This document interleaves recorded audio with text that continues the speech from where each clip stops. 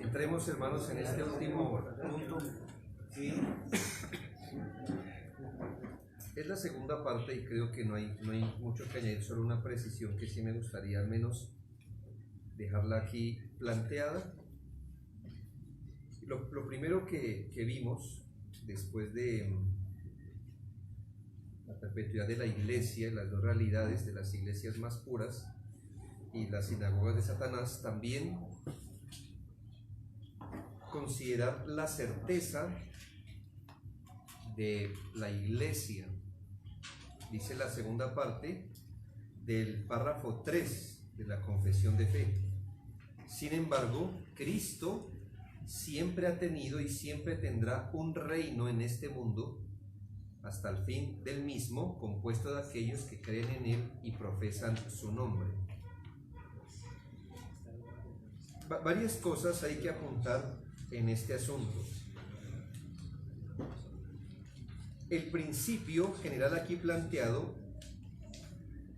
es que los diferentes grados de impureza de la iglesia no pueden llevar a que pensemos en su apostasía segura o su cierta desaparición.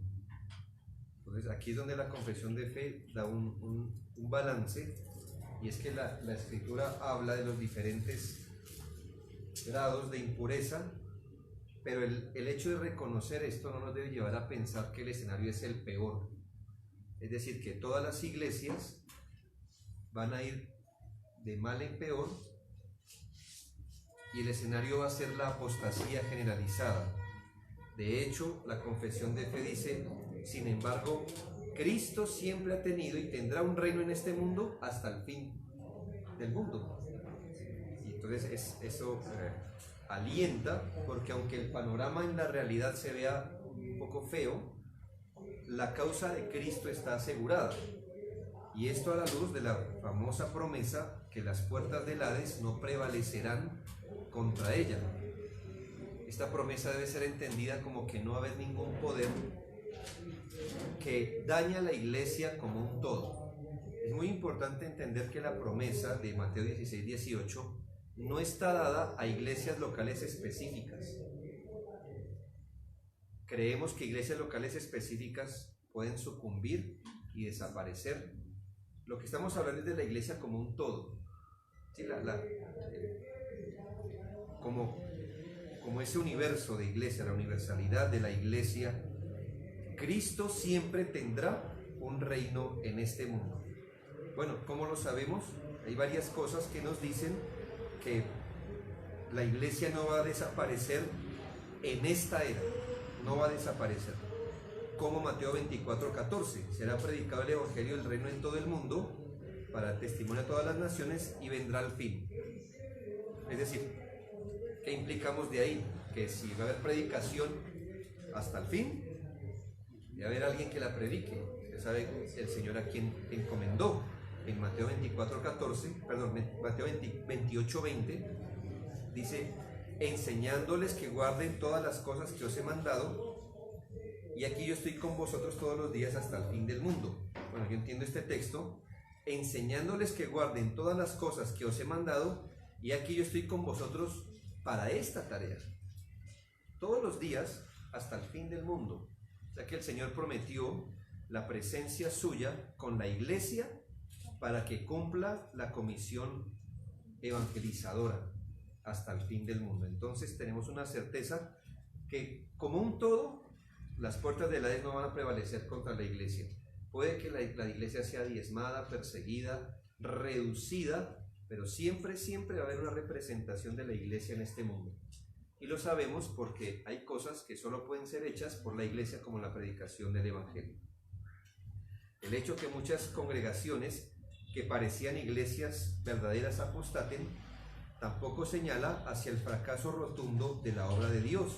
El Señor siempre ha tenido un remanente, a veces visible o más visible y a veces menos visible.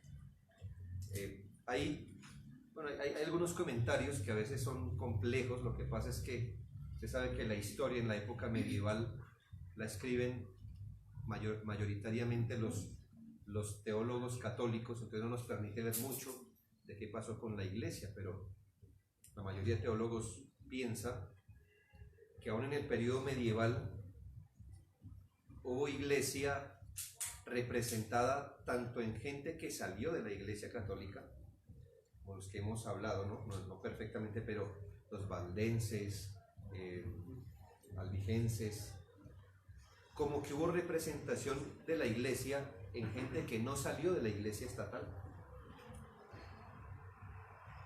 Y eso puede ser cierto, pero es muy difícil, pero lo que digo es que a veces más visible o menos visible, la iglesia siempre ha tenido una representación en este mundo, esa línea ininterrumpida por la que va corriendo el evangelio generación tras generación. El asunto que me llama la atención de la confesión de fe es esta. Dice: Cristo ha tenido y siempre tendrá un reino en este mundo. Y me parece interesante porque es un asunto que nosotros debemos precisar. ¿Cuál es nuestra creencia de la relación que hay entre el reino de Dios y la iglesia? Es una discusión enorme a la luz de lo que dice la Confesión de Fe de Westminster en este mismo punto. La Confesión de Fe de Westminster dice: la iglesia visible, que también es católica universal, bajo el Evangelio, se compone de todos aquellos que en todo el mundo profesan la religión verdadera, juntamente con sus hijos, y es el reino del Señor Jesucristo. Para el presbiteriano, la iglesia es el reino de Dios, según su interpretación. Dice: la iglesia es el reino del Señor Jesucristo. Aquí nuestra confesión de fe dijo que Cristo tendrá un reino en este mundo. La pregunta es: ¿creemos que la iglesia es el reino de Dios? ¿Cómo lo entendemos nosotros? Este es un asunto grande, hermanos, y de una discusión enorme, y generalmente somos acusados nosotros de hacer una división entre dos mundos, y nos llaman a veces luteranos por eso, porque reconocemos una distinción que hay. Esta diferencia parece pequeña, pero si usted cree que la iglesia es el reino de Dios, usted considerará que la labor de la iglesia es una. Y si no considera que la iglesia es el reino de Dios, considerará que la iglesia tiene otros papeles en la sociedad. Y eso lo digo en que se ve claramente. Muy claramente, por el lado del ala presbiteriana, sobre todo, hay un énfasis en el papel cultural o el papel social que debe jugar la iglesia. Se nos dice que gracias a frases como de Abraham Kuyper, que él dice que no hay ningún centímetro en este mundo que no sea del dominio de Dios, por lo cual todo debe ser sometido al dominio de Dios. Ha metido una idea de una redención cultural, de una teología del dominio, de el mandato cultural, que de cierta forma lo creemos, pero lo que pasa es que ese concepto a nivel presbiteriano parte de aquí, de reconocer que la iglesia es el reino de Dios, y eso ha llevado a una especie de impulso de una corriente que se llama el teonomismo o como usted lo quiera ver, reconstruccionismo, hoy día en la Reforma. Hay un hombre muy popular que veo, un hermano, creo que es costarricense, llamado Daniel Terán. Creo que es la persona que más en Latinoamérica está pensando en eso, es un presbiteriano. Y tiene alrededor varios hermanos que le hacen réplica y son fuertes en eso. Ellos son muy críticos de la cultura, las votaciones, cosas así, feminismo, aborto. ¿Y por qué ellos son tan activistas políticamente? Ellos impulsan y dicen que la iglesia en efecto debe meterse en estas cosas, que critican que la iglesia solo conciba su función como la predicación del evangelio, que eso no debe ser así. Pero mire dónde nace el concepto que la iglesia es el reino de Dios. Entonces note, si el reino de Dios, que procura el señorío de Cristo en todo, es la iglesia, entonces la iglesia debería incorporar el plan de Dios de dominar todo en la vida. Nosotros, hermanos, a la pregunta, ¿es la iglesia el reino de Dios? Básicamente respondemos que no. La iglesia no es el reino de Dios. Creemos que los conceptos son distintos, aunque no separados. ¿Sí? No creemos que la iglesia sea el reino de Dios, pero tampoco podemos separar el reino de Dios de la iglesia. El concepto del reino de Dios o el reino de los cielos, el reino del Padre, el reino del Hijo del Hombre, y sus distintos usos en la Biblia, como el Evangelio del Reino, los hijos del reino, no siempre es sencillo de interpretar.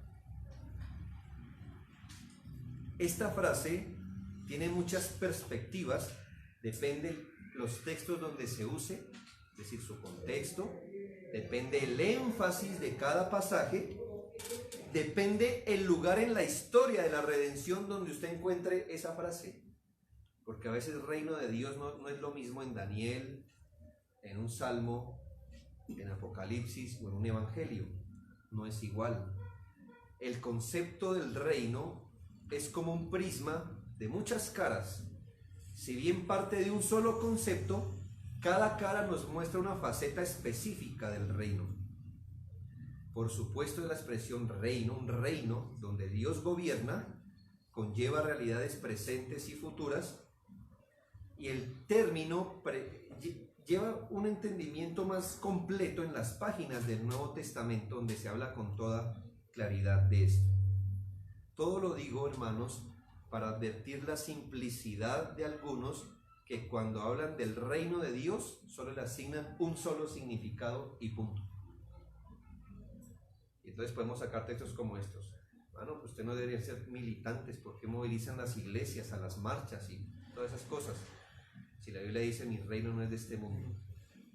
Y entonces pues van a decir que nosotros tenemos una división entre lo divino y lo secular. Que para nosotros Cristo gobierna en lo divino, pero nunca en lo secular. Y cosas como el estilo. Así que esto es un gran estudio, realmente, que valdría la pena hacerlo, pero generalmente ha ayudado a distinguir qué significa reino. Ámbito o territorio, o gobierno, mandato o señorío. Reino de Dios. ¿Qué es? ¿Ámbito o territorio? ¿O es gobierno, mandato o señorío? Sabemos que, por supuesto, en cuanto al ámbito, el ámbito, Dios reina sobre todo. ¿Ya? Entonces su reino establece el Señor sobre todo. Él gobierna sobre todo. Si hablamos del ámbito donde Dios ejerce su señorío, el ámbito es todo, ¿verdad? El Señor es Señor de todo. Eso nos enseña la Escritura. En cuanto a su gobierno, es decir, el reino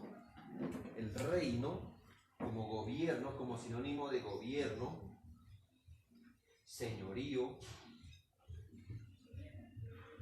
entendemos también por la palabra de Dios que nadie resiste su voluntad soberana. Dios ejerce un gobierno absoluto en todos y en todo. Pero aquí están las precisiones. El comentarista Hendriksen dice: en su connotación más amplia, el reino de Dios indica su reinado su gobierno o soberanía, reconocido en los corazones de los que creen. Y aquí empezamos a notar una gran diferencia de interpretación ya. Porque en un sentido, el reino, el gobierno o el señorío de Dios está sobre todo. En un sentido, quiéralo usted o no lo quiera, tiene a Dios encima. Él gobierna a los rebeldes, a los no rebeldes, a su pueblo, Él gobierna. Pero específicamente, desde la luz del Nuevo Testamento, su gobierno es específico en los corazones de los que creen. Entonces, este tipo de definiciones nos empiezan a enmarcar el reino de Dios. Ahora, hablamos de ese gobierno divino que opera en la vida del pueblo de Dios, efectuando completa salvación en ellos. Es decir, ¿dónde Dios reina? Es una pregunta capciosa. ¿Dónde reina Dios? Bueno, sí, en un sentido. Pero por ejemplo, y en el rebelde, bueno, sí reina, por supuesto, pero el rebelde está resistiendo, ¿sí o no, la voluntad de Dios? Es difícil la pregunta, ¿no? Porque en un sentido el rebelde no está desafiando el soberano designio de Dios. En otro sentido, lo está resistiendo. Entonces, ahí es donde necesitamos puntualizar las palabras, porque entonces yo veo dos niveles en que el reino de Dios es aplicado. Dos niveles. Uno, tomando a Dios como Dios de toda la creación. Y en ese sentido todos están involucrados. Quiéralo o no. El rebelde, Judas, Satanás está involucrado. El otro nivel, el que maneja la escritura, el reino de Dios, es el gobierno, donde Él gobierna como Señor real y práctico. Y en este sentido, Él no gobierna, en ese sentido, Él no es Señor del corazón de Satanás, lo que le quiero decir. Que Satanás es rebelde, el impío es rebelde. Entonces hay dos niveles, como usted puede ver, no podemos siempre que vemos reino de Dios, darle el mismo significado. Así que, en el sentido de soberanía absoluta, hasta Satanás está bajo el gobierno de Dios. En el sentido de reino de Dios, donde Él ejerce señorío específico solamente en la vida de los creyentes. ¿Ya? Son los dos niveles en que la palabra de Dios nos habla de su gobierno, de su gobierno. Y en este nivel solo estaría la iglesia entonces. Exacto. Y entonces deberíamos pensar en estos dos niveles, ¿cuál es el que la Biblia habla? O cuando nuestro Señor Jesucristo apareció en escena, ¿a cuál de estos dos niveles hacía referencia? Y cuando el Nuevo Testamento habla del reino de Dios, ¿a cuál de estos dos niveles de reino hace referencia? Entonces nos tocaría ver con texto a texto, pero generalmente, ¿cuál es? Cuando el Señor aquí aparece y habla, el reino de Dios ha llegado a vosotros, ¿qué está presuponiendo? Que no estaba, que ahora ha llegado. Entonces, ¿cuál es la visión del reino del Señor Jesucristo? No tanto de Dios como soberano, que hermano, pues estaba reinando desde la eternidad, si me hago entender, sino ha llegado a vosotros el reino, el gobierno, ese gobierno singular suyo en los corazones de quienes van a creer. Ahora, cuando el Señor nos enseña a orar, venga tu reino, ¿qué está presuponiendo? ¿Que Dios no gobierna? ¿Que Dios no es soberano? No, por supuesto, dice Padre nuestro que estás en los cielos, pero está diciendo que no es la realidad que Él gobierne el corazón de la gente. ¿Y cómo gobierna Él? Cuando toma un individuo y lo traslada del reino de las tinieblas al reino de la luz por medio del nuevo nacimiento, por medio de la conversión. Por eso le dice a Nicodemo, si no naces de nuevo, no puedes ver el reino. O sea que ver el reino o estar en el reino es sinónimo de salvación, de señorío salvador, no de señorío no de señorío soberano, sino de señorío salvador. Entonces yo veo como una cosa grande aquí, donde Dios reina, y aquí donde Dios reina. Aquí reina como Señor soberano, y aquí reina en los corazones solamente a través del Evangelio. Es un señorío salvador, no el señorío soberano. Eso la Biblia lo da por hecho. Él reina. Pero ¿dónde ejerce su influencia? ¿Dónde se hacen las cosas según su precepto, su voluntad revelada? Pues en los corazones creyentes. Así que, desde el punto de vista soberano, ¿qué tiene que hacer usted para entrar dentro del gobierno de Dios o dentro del reino de Dios? Nada. Ya llego aquí. Punto. Pero aunque usted esté dentro del señorío soberano de Dios, no está dentro de su señorío salvador. ¿Usted cómo entra aquí? Solo por la conversión. Si no crees, no verás. Y dice, fuimos trasladados del reino de las tinieblas a su luz. Aún cuando estamos en el reino de las tinieblas, estamos dentro del gobierno de Dios. Pero aquí estamos dentro de un reino singular. Es decir, este gobierno opera en la vida de los que Él mismo con su poder doblega a su señorío por arrepentimiento y fe. El señorío aquí planteado tiene que ver con, primero, doblegar a un individuo rebelde y como rey concederle todas las bendiciones espirituales a ese individuo. Debemos recordar por qué necesitamos a Cristo como rey, pues para que nos enseñe, nos gobierne, nos defienda en ese sentido. Así que en un sentido de soberanía, nadie tiene que hacer nada para entrar bajo el señorío de Dios, ya está. En el sentido de cómo el Nuevo Testamento mayoritariamente usa el reino de Dios, es necesario nacer de nuevo, arrepentirse y creer. Hablamos de un reinado espiritual en los corazones. Por eso el Señor pudo decir, el reino de Dios ha venido a vosotros. Como si antes no estuviera. Sí lo estaba en un sentido, pero no en ese sentido salvador, solo hasta cuando la gente creyera y se humillara a la autoridad de Dios. Se puede decir que en el sentido de señorío salvador, todo aquel que se niega a someter a Cristo no está en el reino de Dios, aunque en el sentido de soberanía siempre ha estado. Quienes reconocen el señorío de Cristo se rinden al señorío suyo y son parte del reino de Dios. Por eso, según el contexto, usted debe distinguir a qué nivel se usa la palabra Señor. A veces Señor significa simplemente que Él es Dios sobre todo. Y a veces Señor es únicamente la manera como yo reconozco que Jesucristo es el dueño, el gobernante, salvador de mi vida. Entonces, cuando se nos exhorta a buscar el reino de Dios, ¿a qué nivel se nos está mandando a buscar? Busquen el reino, el gobierno soberano de Dios, o quizás busquen los asuntos que tienen que ver con ese señorío salvador del Señor. Ese es lo segundo, por supuesto. El creyente debe buscar que todo en su vida sea una expresión de que tiene un dueño. Este es Cristo, que ha sido trasladado de las tinieblas a la luz mediante la conversión espiritual.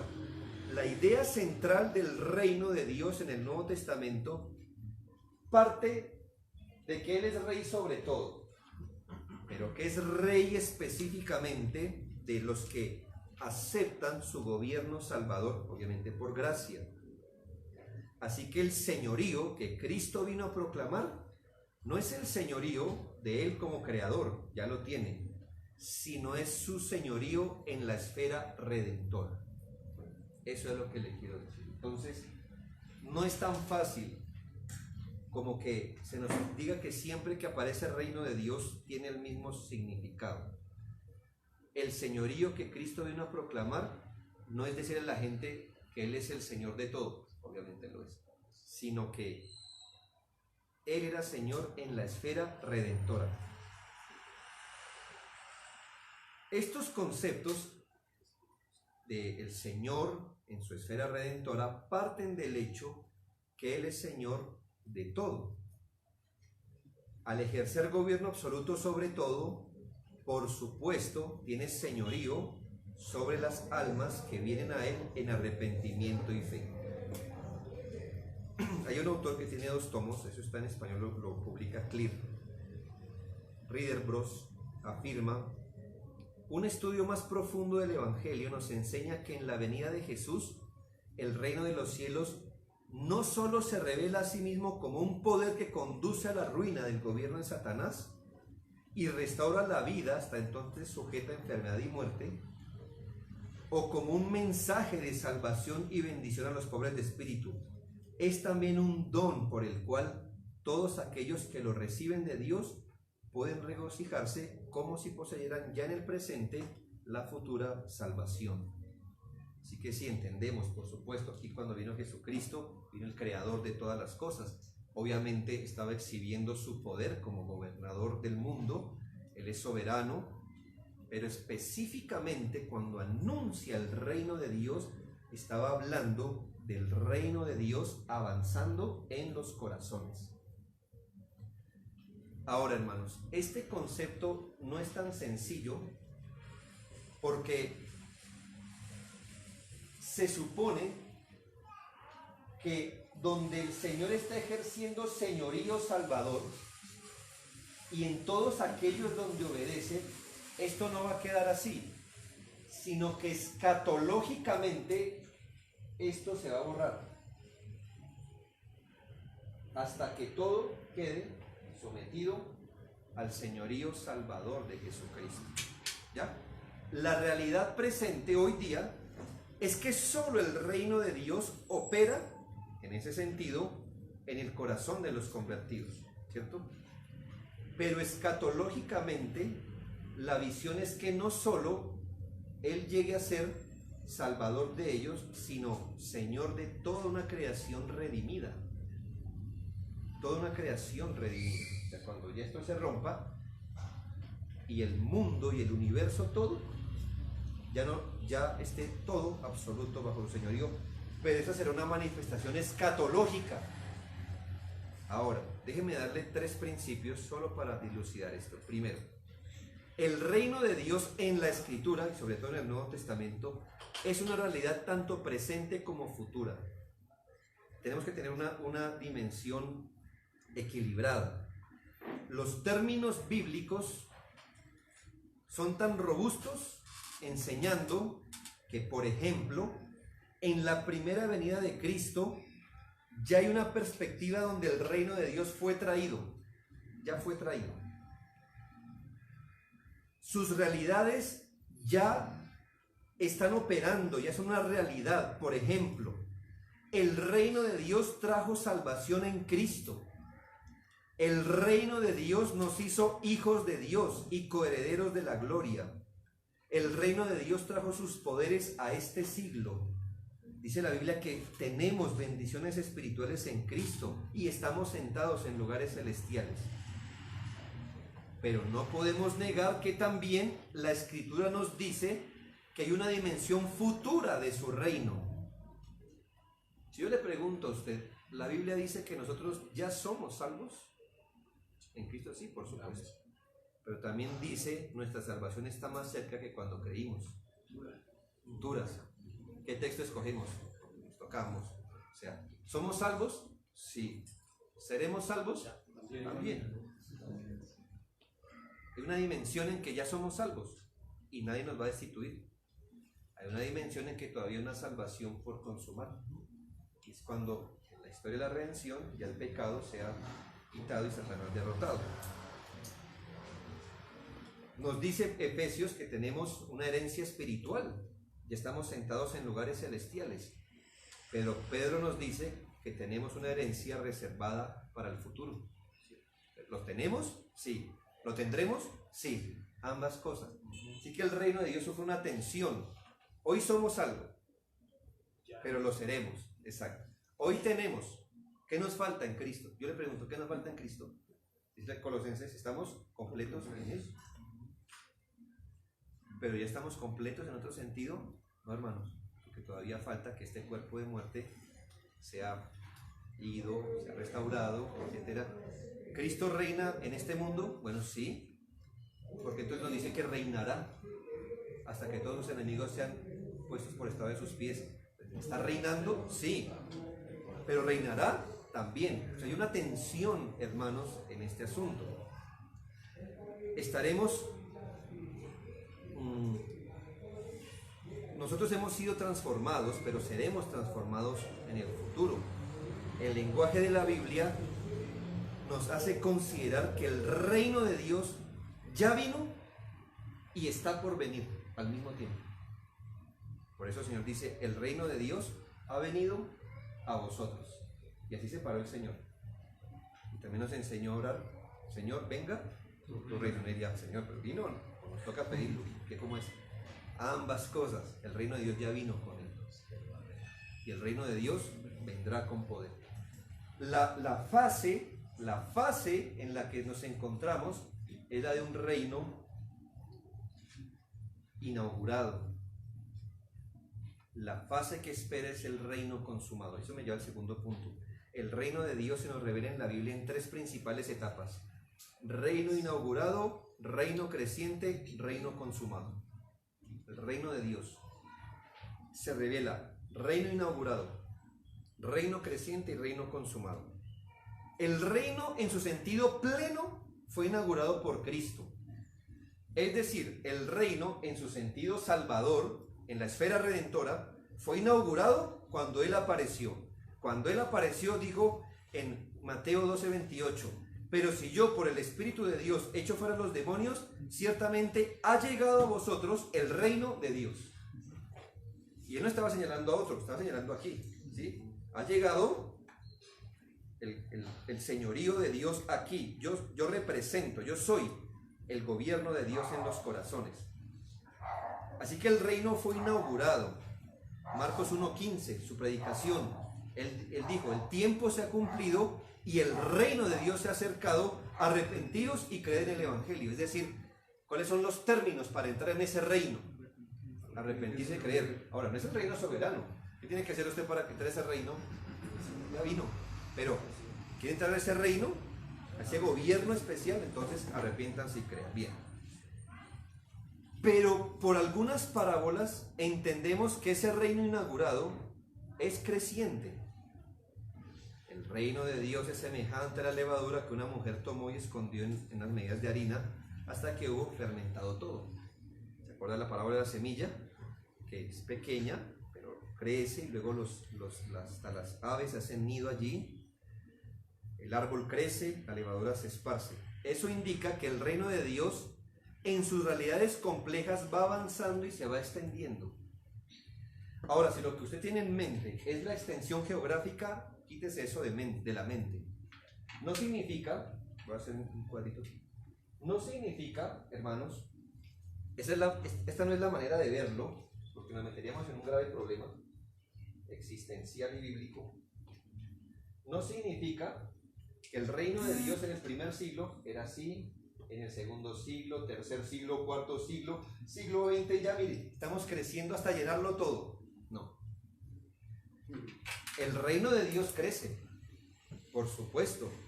La semilla crece, la levadura se esparce, pero se esparce en los corazones de quienes creen. Así crece el reino de Dios. ¿Ya? No así. Porque entonces, ¿qué tendríamos que decir? Que antes que venga el Señor Jesucristo, ya casi está un poco más avanzado el reino, y eso no es así. Pero ¿cómo crece el reino de Dios? Cada vez que hay un creyente, el reino de Dios crece. Antes ese individuo no estaba, ahora crece. Es un individuo que empieza a conformar al pueblo de Dios, donde el Señor ejerce su señorío particular. El reino se va extendiendo. Finalmente el reino tendrá una consumación. Luego el fin, dice 1 Corintios 15:24, cuando entregue el reino al Dios y Padre, cuando haya suprimido todo dominio, toda autoridad y toda potencia. ¿Cuándo será el reino consumado? No cuando esto ocurra así naturalmente, que pasan los siglos y el reino de Dios va abarcando más cosas. No.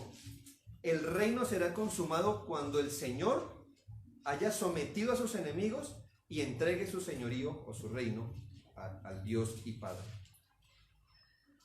No es fácil a veces de entender, pero nosotros, hermanos, estamos en la etapa de crecimiento y avance del reino.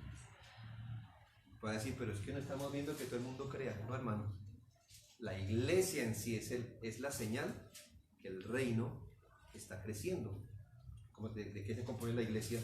Pues de aquellos que han aceptado el señorío de Cristo sobre sus vidas. Y lo último, que el reino de Dios no corre según las expectativas humanas. Lamentablemente, el mal uso de las analogías bíblicas que nos fueron dadas para aclarar principios, muchas veces han sido usadas para nublar el entendimiento de ellas.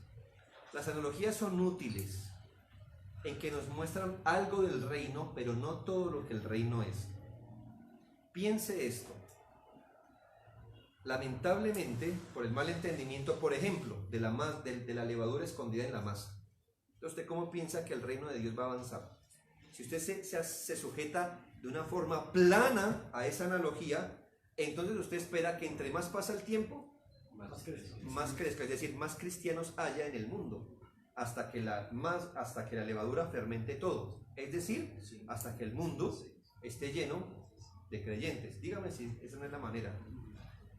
Eso se metió en las filosofías postmilenialistas, que ¿qué esperan?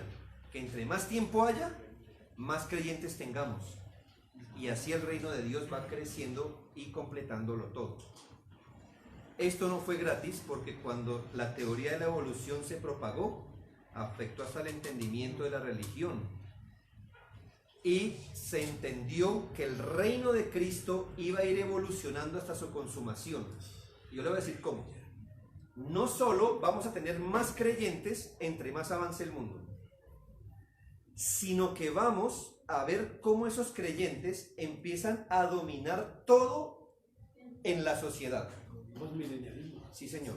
Ya ve dónde nace, ¿no? De la frase, la iglesia es el reino. Entonces, ¿qué espera? Que entre más pase el tiempo, no solamente haya más creyentes, sino más creyentes en todas las áreas del mundo. Porque noten, si el Señor es Señor de todo, la iglesia es su reino, entonces, ¿en dónde debe expresar el señorío de Cristo? La iglesia, en todo: política, medicina, cultura, deporte, las artes. ¿Y qué pasa si la iglesia no es el reino de Dios? Pues ahí acabamos con el asunto, ¿me van a entender? Ahora, ¿qué ocurre, hermanos? Las etapas del reino en su inauguración, crecimiento y consumación deben entenderse en términos bíblicos y no las expectativas humanas. Por las expectativas humanas, los judíos siguen esperando un Cristo que no haya venido en humillación, por supuesto, ni que haya muerto. Tenían ideas que el reino de Dios se impondría y se consumaría, pero Cristo no cumplió sus expectativas. El reino fue inaugurado no como se inaugura todo, sino en los términos de Dios. ¿Cómo se inauguró el reino? Él viniendo en humillación. ¿Cómo se proclamó el reino inaugurado? Con la predicación del evangelio. ¿Sí ven? No es como los judíos. ¿Cómo eran los judíos? Debe venir un rey que político, cultural, todo, que empiece a dominar cultural, políticamente. El reino de Dios nunca vino así. Vino en una persona, en su estado de humillación, muriendo en la cruz, proclamando el evangelio. Así se inauguró el reino. Ahora, el reino crece. ¿Y cómo crece el reino? No como suponemos. El reino crece a través de la predicación del evangelio, y cuando éste es aceptado. Exacto. Cuando la gente se arrepiente y cree, allí el reino de Dios marca un avance. Un avance. No así. Yo no sé qué gráfica usar para mirar cómo avanza el reino, pero imagino que cada hombre que es alcanzado viene a sumar viene a sumar espiritualmente un individuo más donde el reino de Dios, donde la muerte ha revertido su poder, ahora hay vida allí. ¿Me hago entender? Ahora, ¿dónde esperaríamos encontrar, ver y experimentar el fruto completo del reino de Dios operando? Nunca en esta tierra. Pero cuando veamos a todos los creyentes alrededor del trono, podemos decir, esta es la levadura que ya cundió toda la masa, pero nunca aquí, nunca aquí. Será en la realidad futura, cuando todos los creyentes estemos alrededor de Cristo, en una tierra redimida, donde podremos decir, aquí se cumplió, que la levadura leudó toda la masa, pero no aquí, que es lo que esperan encontrar algunos. El reino será consumado no según nuestra expectativa. Entonces, hermano, debido a que parte de la reforma considera que el reino de Dios es la iglesia, entonces se espera que la iglesia represente lo que es el gobierno soberano de Dios. Entonces debes, así como Dios es Señor, lo plantean literalmente, es Señor de la política, porque Él tiene el corazón del rey en su mano, de la cultura, de las artes, del deporte. La iglesia debe involucrarse en eso, activamente, y dejar un testimonio del señorío de Cristo. Entonces están las discusiones que hacemos con el artista. No, pues él debe seguir siendo artista, pero debe buscar desde su vocación el señorío de Cristo y someter eso al señorío de Cristo y dar testimonio. Entonces él anima a la política y estas cosas. Por eso será, hermano, que los presbiterianos siempre han trabajado por ejemplo, con Estados Unidos para impactar a la juventud con basquetbol, por ejemplo, Sí, de basquetbol. Son muy sociales. Sí, muy sociales. Por ese pensamiento, de hecho, y son muy activistas en las causas de hoy, por ejemplo, el aborto, la eutanasia, esas cosas, son activistas. Ahora hablemos desde nuestra perspectiva. Yo digo que muchas de esas cosas son buenas, pero estoy hablando de la iglesia, de la iglesia, no del individuo, pero de la iglesia. Como bautista particular, ¿cómo cree que avanza el reino de Dios? Por la predicación. Solo no es cuando logremos reformas políticas que honren los 10 mandamientos, por ejemplo. Tenemos un movimiento fuerte, presbiterianos, que dicen, hasta que no haya un político, hijo de Dios, que ponga en vez de la Constitución los 10 mandamientos, eso es la teonomía, y que todo lo rija así, el cristiano no debe votar por ninguno, porque mira dónde están apuntando. El bautista particular va a decir, el reino de Dios avanza por la predicación del evangelio. No es cuando consigamos una reforma social, sino cuando un individuo se humilla al señorío de Cristo, el arrepentimiento y fe. Ahí hemos ganado a otro para el reino y a otro para el reino. Ahora. Y eso también es peligroso, ¿no, Pastor Jorge? Porque digamos, si yo le meto pura ayuda social, ¿dónde queda el evangelio? Bueno, lo que pasa es que ellos usan un argumento, y está bien, yo creo eso también, por supuesto. Al comienzo de los 1900 hubo una discusión, usted debería estudiar eso un poco y le puedo pasar un audio, es muy interesante la historia, pero gracias al señor John Stott, en su momento estaba Billy Graham, estaba John Stott, estaban gente de ese estilo, estaban respondiendo a las guerras mundiales, a la avanzada del marxismo, cosas así. Hubo una palabrita que se metió ahí. ¿Cuál es la función de la iglesia?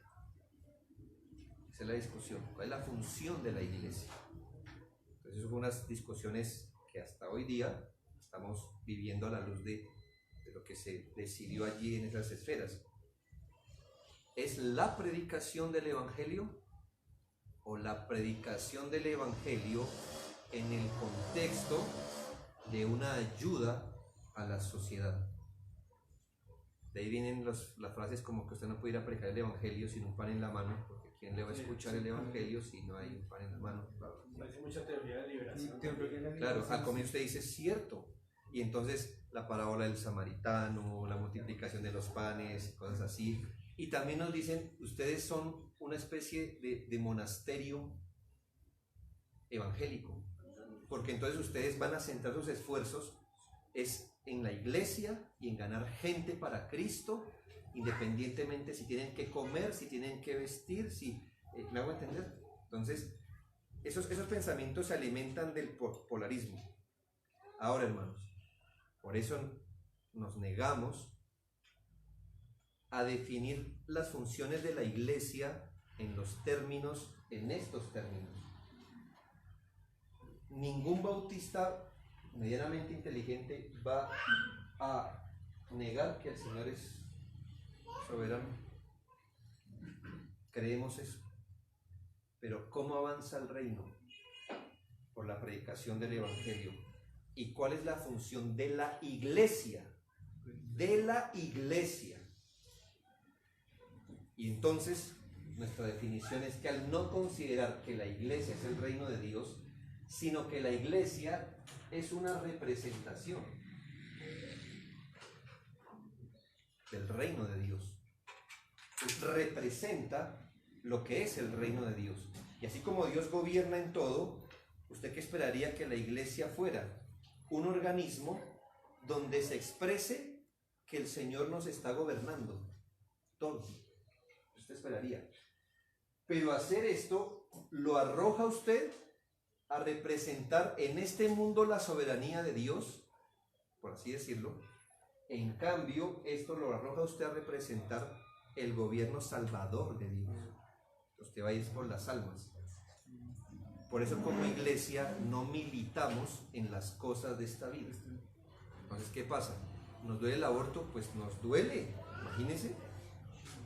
¿Cuál es la solución? Parece ridículo, pero depende de donde usted esté parado, lo responde. ¿Qué deberíamos hacer?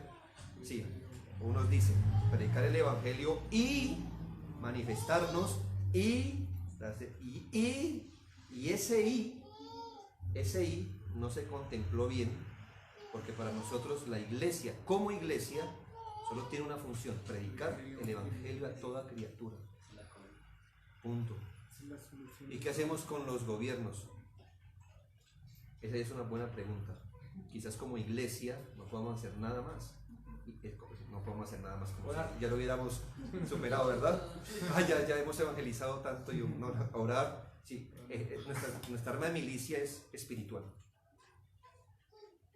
Lo demás, ¿qué esperaría usted? Que el creyente a monto personal, así como el Señor llama a algunos a ser ingenieros, abogados, médicos, el Señor también permita que haya gente que penetre el gobierno y hagan lo mismo que hace el zapatero cristiano, el ingeniero cristiano, desde su vocación, aportar, pero como iglesia predicamos el Evangelio.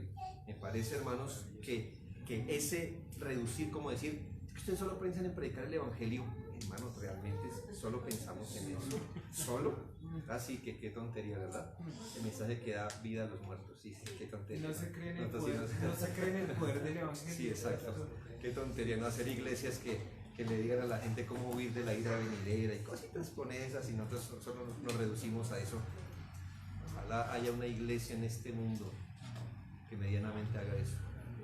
Y mira que los presbiterianos uno les podría rebatir con Juan capítulo 2, 23, 24 y 25, que mucha gente seguía al Señor Jesús, sí, por los milagros que él hacía, y muchos creyeron, dice, pero después dice que Jesús no se fiaba del corazón de ellos. Sí.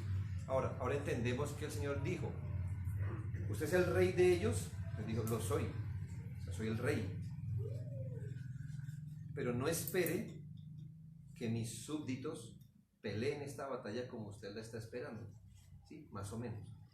¿Por qué? Porque mi reino no es de este mundo. ¿Qué estaba diciendo? Él estaba diciendo, no, yo no soy el Señor soberano, no.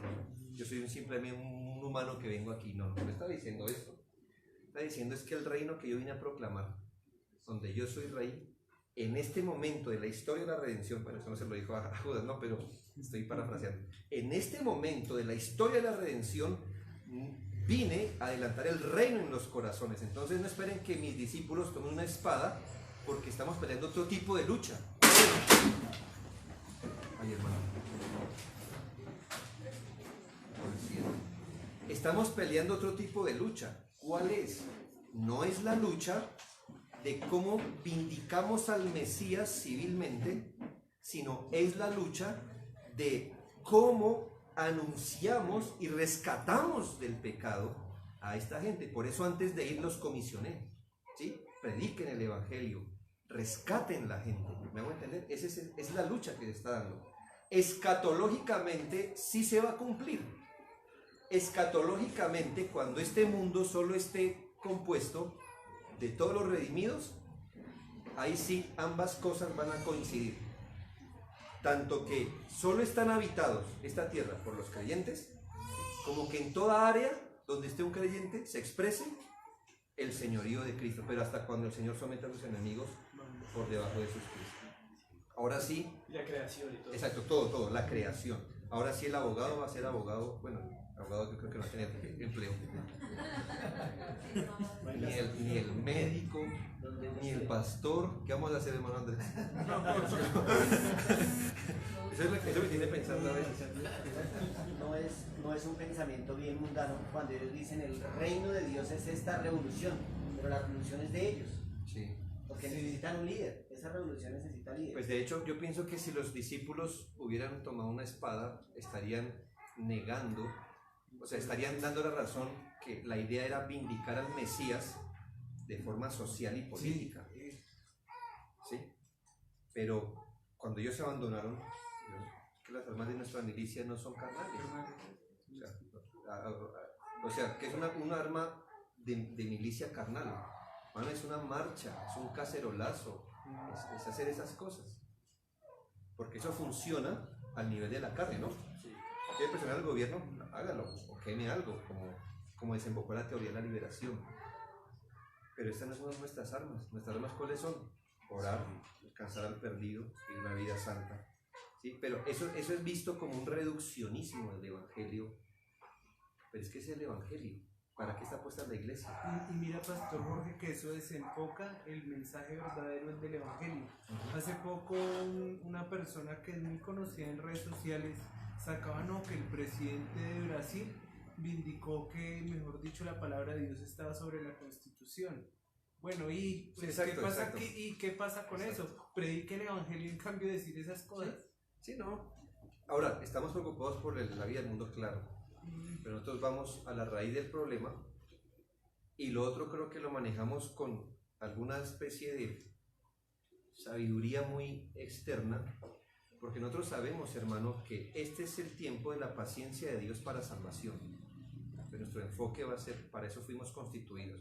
Ya las mejoras que usted quiera hacer en el puente, en las reformas, hágalas a nivel personal como un creyente, porque usted está influido por la ley moral de Dios, hágalo. Pero nunca diga que eso es lo que debería estar haciendo la iglesia. La iglesia debería estar predicando. Ojalá lo hubiéramos hecho. Entonces, para terminar, cuando el evangelio es predicado, operan los poderes del siglo venidero, ¿no ve? Cuando el evangelio es predicado, gente viene a la vida y en ellos se empieza a operar los poderes del reino venidero. Ese individuo no morirá jamás. ¿Sí ven? Ese individuo ya es justo delante del Señor. Pues hemos rescatado un alma, digo, como la parte instrumental. Y solamente así avanza el reino de Dios. Ese es el reino que por ahora hemos de avanzar, y por eso la confesión dice: Dios tendrá siempre un reino en este mundo. No dice el reino, ni dice que la iglesia es el reino, pero al menos sí dice que tendrá esa representación de su gobierno en este mundo, en ese sentido. Pero mire también algo que nos exhorta. Hermanos, si la iglesia es el lugar donde Cristo reina, ¿qué debería estar mostrando una iglesia? Exacto. Cuando la gente se toma la iglesia y nos mira a nosotros, debería ser la idea: ¿cómo es alguien donde Cristo realmente es Señor? O sea, déjeme ver un esclavo de Cristo, muéstreme, ¿cómo es? Yo haría esto, pero déjeme ver qué haría un esclavo de Cristo, alguien que está sometido a su señorío. Es un desafío, hermano. Cuando la gente nos ve, nos debería ver representar qué es exactamente que el Señor ejerce dominio, señorío o gobierno en el corazón. Pero es que a veces decimos, y con fuerza, y a veces con más pasión que inteligencia, ¿qué demostramos en la pandemia? ¿Qué mensaje dimos? Sujetamos al César. Claro. O sea, más. Está bien una cosa y sin dejar de hacer la otra. Perfecto. Pero aquí demostramos otra cosa. O sea, muéstrenme cómo vive la pandemia alguien en el cual el señorío de Cristo está en su corazón. Muéstrenme. ¿Cómo viviría? Pues realmente debo decir que a veces no nos diferenciamos del que lo vivió sin el señorío de Cristo en su corazón. ¿Por qué? Porque nos acobijamos bajo ¿qué? Bajo la soberanía de Dios. Dios mandó esta pandemia. Yo lo creo. La mandó con un propósito. Por supuesto. No se le salió nada del control. Yo lo creo. Pero ¿cómo expresamos el señorío salvador de Cristo aquí? ¿Cómo dijimos Cristo es Señor de la iglesia? Claro, vuelvo y les digo, como se les explicaba a todos, si no si hubiéramos hecho lo que hizo MacArthur, yo no estoy seguro, ¿verdad? Él tiene sus herramientas y sus cosas, pero se me hace que esto nos sirva, digo yo, para decir, bueno, estamos representando los intereses salvadores del Señor. Por eso las iglesias no debemos cerrar nunca más, hermano, a menos de que sea completamente, llamemos, imprudente, es decir, ¿sí? Está nevando, la nieve llegó hasta arriba del techo, ¿verdad? No nos reunamos, bueno, sí, ya se entiende, ¿no? Pero hermano, no así como nos rendimos tan fácil. Yo sé que no estamos preparados para eso, ¿sí? Nadie, hasta el día de hoy, cada vez que recordamos, yo tiemblo al menos, ¿sí? Y yo digo, Señor, no me vuelvas a pasar por esto. Por favor, no. Pero no sé, ¿me hago entender? No sé. Pero hermanos, aprendamos a que si la iglesia no es lo que es la iglesia, ¿a dónde dejamos al mundo? ¿Ya? ¿Dónde nos dejamos a nosotros mismos? Entonces es bueno entender este tipo de cosas, porque en lugar de restringir el papel de la iglesia, ¿qué hemos hecho? Es una gran labor, hermano, una gran labor. Y Dios nos concede hacer esas iglesias, hermano, que sin abandonar la edificación de la iglesia, ganan al perdido. Ganan al perdido. Piense algo. Estoy más que seguro que aquí la mayoría de nosotros fuimos ganados en el ambiente pentecostal o carismático. ¿Sí o no? Qué pena, ¿sí?